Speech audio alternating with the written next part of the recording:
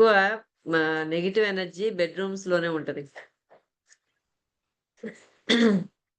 So, మనం ఇట్లా ప్రతి రూమ్‌లో గూడా ఆ కార్నర్స్‌లో నేను చెప్పినట్లుగా అలా పెట్టేసుకోండి. ఒక గాజు బౌల్‌లో ఉప్పు ఏసి, ఉప్పు పైనేమో దాల్చిన చెక్క పౌడర్ ఏసేసి అట్లా కార్నర్స్‌లో పెట్టేసుకోవచ్చు ప్రతి మూల. డోర్ ఎంట్రన్స్‌లో అంటే మెయిన్ డోర్ ఎంట్రన్స్‌లో డోర్ ఎనకాల వాటర్ ఒక గాజు బౌల్‌లో వాటర్ తీసుకొని కల్లుప్పేసేయండి. కల్లుప్పేసి పెట్టేసేయండి. ఎవ్రీ 24 అవర్స్‌కి మారుస్తూ ఉండాలనమాట.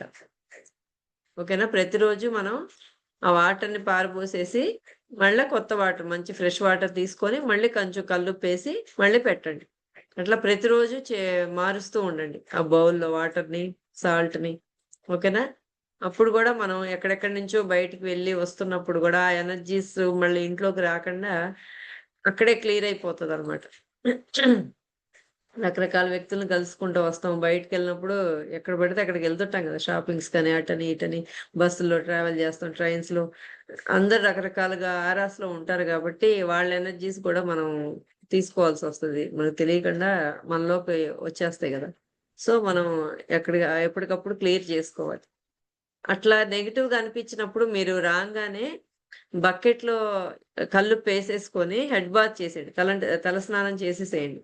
అప్పుడు గూడా అలా రిమూవ్ అయిపోతదనమాట. మనలో ఏదైనా నెగెటివ్ అనిపించినప్పుడు చాలా చిరాకుగా, తలనొప్పిగా అలా అనిపిస్తది. ఎక్కడికన్నా ఎళ్ళొచ్చినప్పుడు గానీ, లేతే ఎవరినన్నా కలిసొచ్చినప్పుడు గానీ కొంతమంది దగ్గరికి, మనకలా అనిపించినప్పుడు, అలా ఫీల్ అయినప్పుడు మీరు వెంటనే అలా హెడ్ బాత్ చేసేయండి. తలస్నానం చేసేసేయండి. బకెట్‌లో వేసేసేయండి. కల్లుప్పంతేసేసి చక్కగా తల మీద పోసేసుకోండి. మొత్తం ఎళ్ళిపోతది. క్లియర్ అయిపోతది. మన ఆరా ఎప్పుడు చూపిచ్చాం గదా! చూడండి. ఇక్కడ ఆరా ఎలా ఉంది? ఈ చుట్టుపక్కల మొత్తం చిల్లులు పడిపోయి అలా ఉంది చూడండి.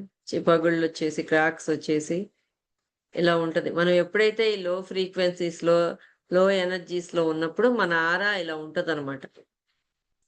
అప్పుడు మనం చాలా బాధగా లేతే భయంగా లేపోతే ఈర్ష్య, పగ రకరకాల ఎమోషన్స్‌లో ఉంటామనమాట.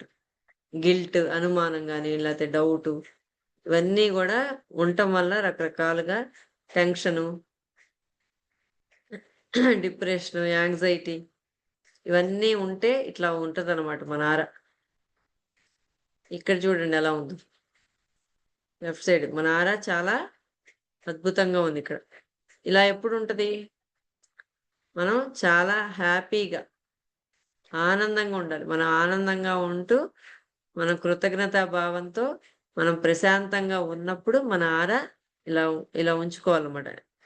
ఇలా ఉంటుంది. ఓకేనా? మనం అద్భుతంగా ఇలా ఉంచుకోవాలి. ఎప్పుడైనా గూడా మనం ఇలా ఉంచుకోవడానికి ట్రై చేయాలన్నమాట. వెంటనే మనకి మూడ్ చేంజ్ జేసుకోవాలి. ఏదైనా లో ఎనర్జీస్‌లో ఉన్నప్పుడు మనం వెంటనే షిఫ్ట్ అయిపోవాలన్నమాట.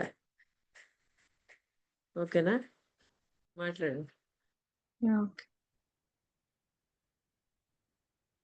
మేడం ఇప్పుడు మైండ్ ప్రోగ్రామింగ్ గూడా ఉంటుందండి ఇందులో? ఆ! మన ఈ హ్మ్. 11 డేస్ సెషన్స్‌లో అంటారా? ఆ! ఆ! ఫుల్లు మైండ్ ప్రోగ్రామింగే జరుగుతుంది. ఆల్రెడీ మనం ఏదైతే ఉన్నాయో దాన్ని రీప్రోగ్రామ్ చేస్తున్నాం గదా! నెగెటివ్ నుంచి పాజిటివ్ అఫర్మేషన్స్ చెప్పుకుంటున్నాం గదా! హ్మ్. అదే రీప్రోగ్రామింగ్ చేయడం. దాన్ని పదే పదే రిపీట్ చేస్తా ఉంటామనమాట. ఉన్న ఓకే. ఉన్న ఏదైతే ఉందో సరే కానీ ముందు క్లియర్ చేసేస్తాం. మన హోపోనోపోనో ద్వారా ఈ టెక్నిక్స్ ద్వారా మనం వాటిల్ని తీసేస్తాం. తీసేసి మళ్ళీ కొత్తయి పెడతాం. కొత్త విత్తనాలు పెడతామనమాట. అంటే కొత్త సీడ్స్ అంటే ఇక్కడ పాజిటివ్ సీడ్స్. మనకి ఏయి కావాలో ఆ విత్తనాల్ని మనం నాటుతాం బ్రెయిన్‌లో.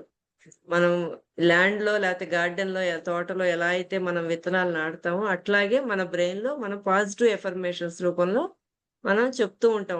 పదే పదే చెబుతూ ఉంటాం, రాస్తూ ఉంటాం. అంటే మనం సబ్‌కాన్షియస్ మైండ్‌ని ప్రిపేర్ చేస్తున్నాం ఆ! అంతే కదా? Subconscious okay. మైండ్‌కి ఎళ్తదనమాట. అలైన్ అవుతాం. మన ఓకే. సోల్ లెవెల్‌లో సోలు, బాడీ, హార్ట్ ఈ 3 అలైన్ అవ్వాలి.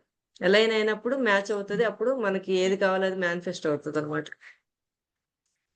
ఓకే ఇదంతా అండి. చేసే ప్రయత్నం ఇదంతా. ఒక 11 డేస్‌కి మనకు ఊర్లో ఇన్ఫర్మేషన్ తెలుస్తది. అసలు ఈ ఈ ప్రోగ్రామ్ ఏంటి? ఈ 11 డేస్‌లో ఏం జరుగుతుంది? ఏంటనేది ఒక అవగాహన వస్తదంతే. ఒక 11 రోజులు మనం వింటే. ఇది ఒకసారిగా వింటే మైండ్ అనేది యాక్సెప్ట్ చేయదు. ఫస్ట్ టైము అస్సలు యాక్సెప్ట్ చేయదనమాట. ఓకే. నువ్వెలా మిరాకిల్స్ చేస్తావు? నీకంత ఎక్కడుంది? అదెక్కడుంది? ఇదెక్కడుందని నీకు తీసుకురా చూపిచ్చు అని చెప్తది మైండ్. దాన్ని రీప్రోగ్రామింగ్ చేస్తామనమాట. మనం ఎవ్రీ మంత్, ఎవ్రీ 11 డేస్ మనం రోజు రోజు చెప్తూ ఉండటం వల్ల దానికి యెస్ నిజమే అని జెప్పని ఆ వ్యక్తిలాగా మారిపోతాం మనం. హుహు. ఎప్పుడైతే మనం ఆ వ్యక్తిలాగా మారతామో అది ఈజీగా మేనిఫెస్ట్ చేయగలుగుతాం మనం. మనకెయ్యి గావాలంటే ఆ వ్యక్తిలాగా మనం మారిపోవాలి. ఆ ఓకే. మారే ప్రయత్నంలోనే ఇదంతా మనం చేసే టెక్నిక్స్ ఇవన్నీ గూడా హెల్ప్ అవుతాయన్నమాట బాగా. Okay madam. ఓకే. హ్మ్. Thank you. Okay. Thank you.